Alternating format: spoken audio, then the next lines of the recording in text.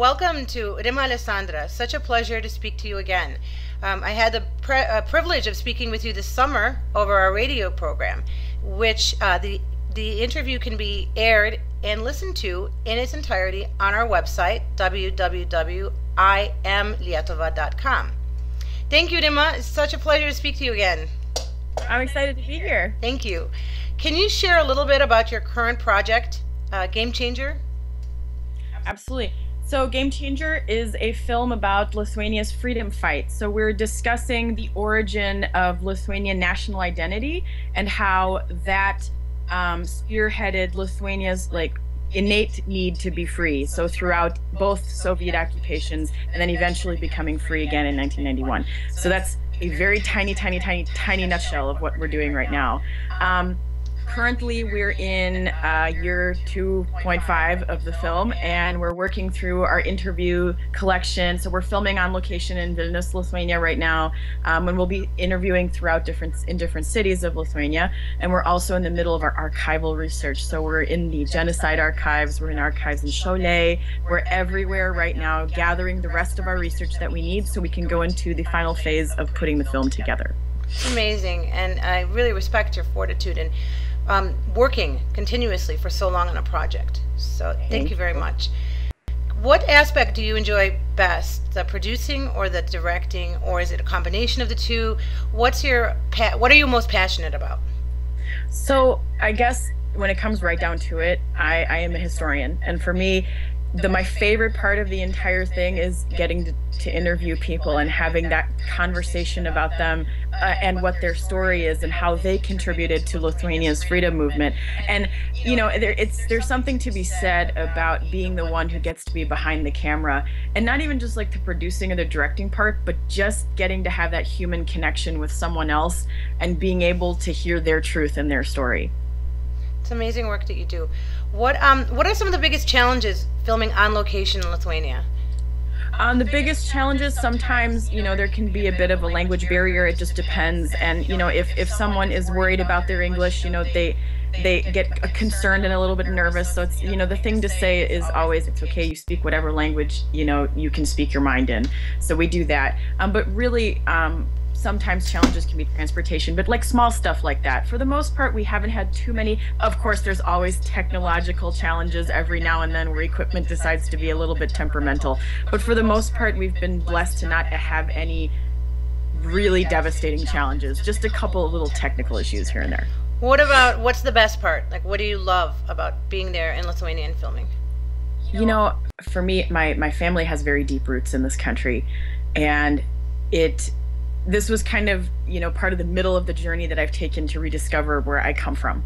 And being able to film here kind of gives it an extra magic, if you will, to be able to be in the country with the people that have, been such a big part of its history, and then being able to talk to them in their native language and being able to, sit here and have a discussion about what they did. That's probably my favorite part, is to be able to be here and to be able to talk to people and just discuss the stories in the country. It's one thing to do it when you're, in the US or somewhere else, and, you're talking to another Lithuanian about their contribution to history. But when you're in Lithuania and you're in that surrounding, or you're by the Seimas or something, there's an extra, I can't explain it. It's kind of like, a je ne sais quoi. There's a magic there that's just, you feel the aura, I guess, is the best way to put it. I know what you're talking about. It's almost like I'm passionate about interviewing people, and it's almost, when you're in the right element, it's an energy. It's an energy beyond the words, right? Absolutely. I love that. With you 100%. Yep. There's no way to describe it. It's just there. Yeah, I love that feeling. Did you always know that you were going to follow this path? Like, as a child, did you know that you were passionate about researching, about finding things out? Did you have with the movie aspect too, did you know that was a calling?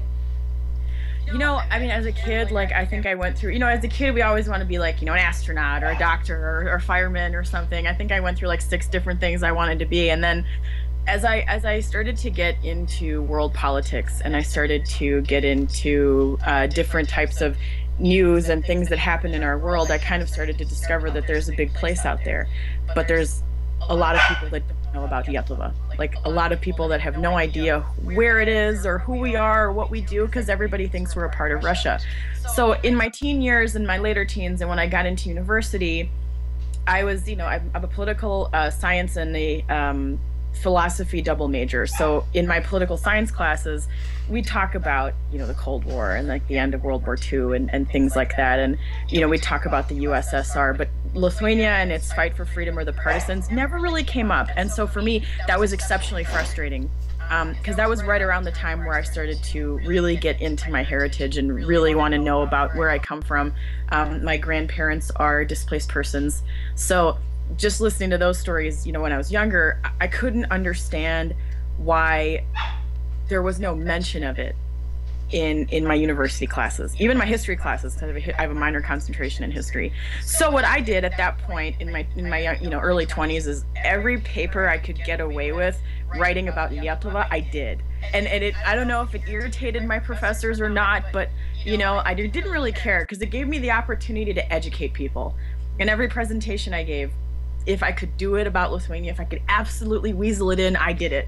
And that was my favorite part about being able to do it. So when the opportunity came up to write an undergraduate thesis, I decided I would write about nonviolent resistance and its methodologies, and I used Lithuania as a case study.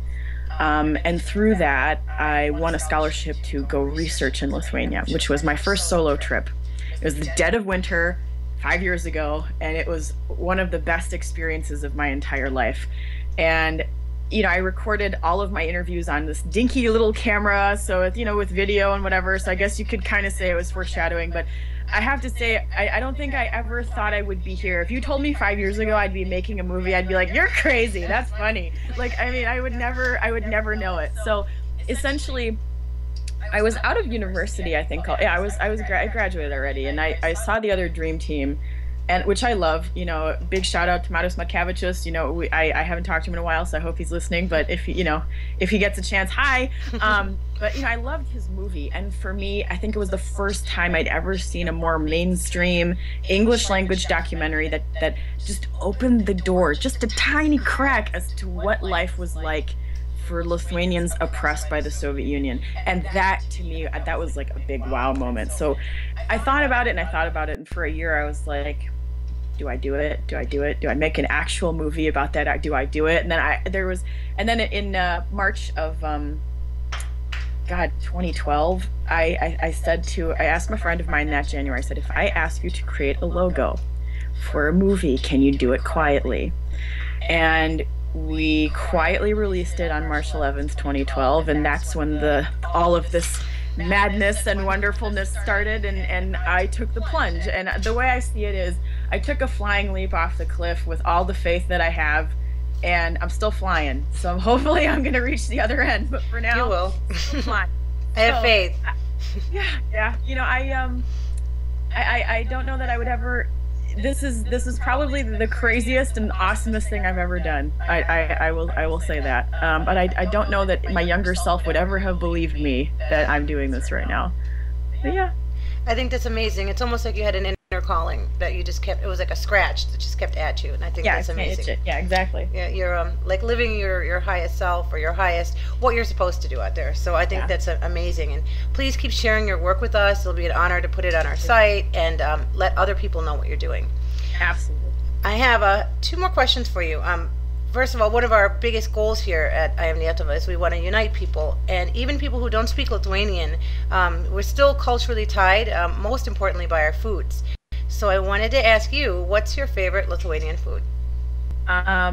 I grew up on my močiutės kotlete, which are little meat patties with mashed potatoes and beet salad. That's one of my favorites, with mushroom gravy, and balandėliai, which are cabbage rollers. Those are my 2 favorite. I can't choose between them, but I love them to death, and they're my favorite Lithuanian foods. They're so fantastic. Definitely go try it. Awesome. Thank you. Now, finally, I'd like to ask you, our purpose here again is to unite Lithuanians living worldwide. I wanted to ask you what it means. What does lietuvybė, or being Lithuanian, mean to you as a person? And how do you express that? It's interesting. I thought a lot about this year.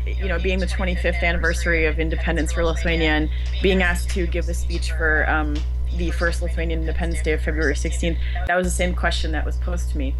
And for someone like me, I think being Lithuanian is not just about being able to speak the language. While it is an important factor, I feel like as long as that blood runs in your veins, you're Lithuanian no matter what. You're part of this little tiny family that comes from a little tiny country that is one of the most patriotic people I know.